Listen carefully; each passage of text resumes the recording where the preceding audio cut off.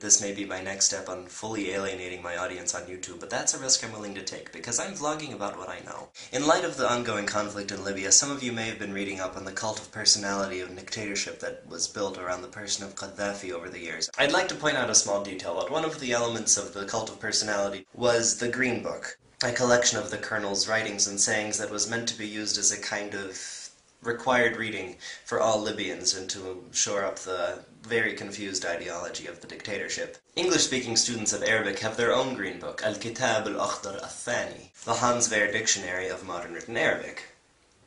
Hans Wehr was a German who first published his dictionary in the 60s. His German dictionary was translated into English by J.M. Cohen, who was a Mormon missionary and has his own fascinating story. The Hans Wehr dictionary is so widely spread among English-speaking students of Arabic because it's only about 1,200 pages long. I know that's weird to say, we're dealing with a dictionary here. And for its size, it contains a hell of a lot of Arabic to English translations. When I was in Jordan, I literally had it with me almost every single day. The other thing the Hans Wehr Dictionary is known for is the specificity of some of its definitions, because the Wehr Dictionary is put together mostly by corpus analysis, a technique that involves heavy mining of actual printed texts for words that are most commonly used. There are some very unusual words that pop up that, you have to include in the dictionary because, hey, they were used in real life. So we have, for example, tabadawa, to pose as a Bedouin, wahm, a craving for certain food during pregnancy, tarrar, which means tambourine player but also rogue or scoundrel, arasha, to erect a trellis, azaj, an adjective meaning having beautifully arched eyebrows, zabaniya, the angels who thrust the damned into hell, quradati, showmen with performing monkeys, amariya, camel-born sedan and the virgin riding it into battle, nafatha,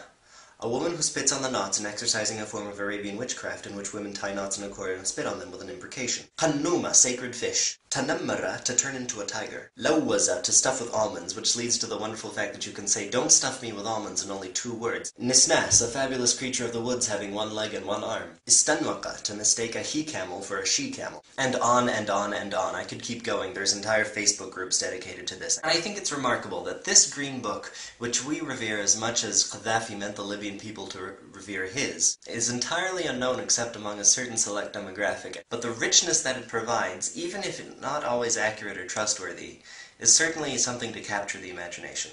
My one qualm, however, is that it leads to a certain subset of the Eskimo snow myth. I'm sure you've heard the old trope that the Eskimo language has X words for snow. First of all, there's no such thing as the Eskimo language. There's Aleut, there's Tlingit, there's Yupik, there's Inuit, and a host of other languages spoken among the indigenous peoples of Alaska and the Yukon.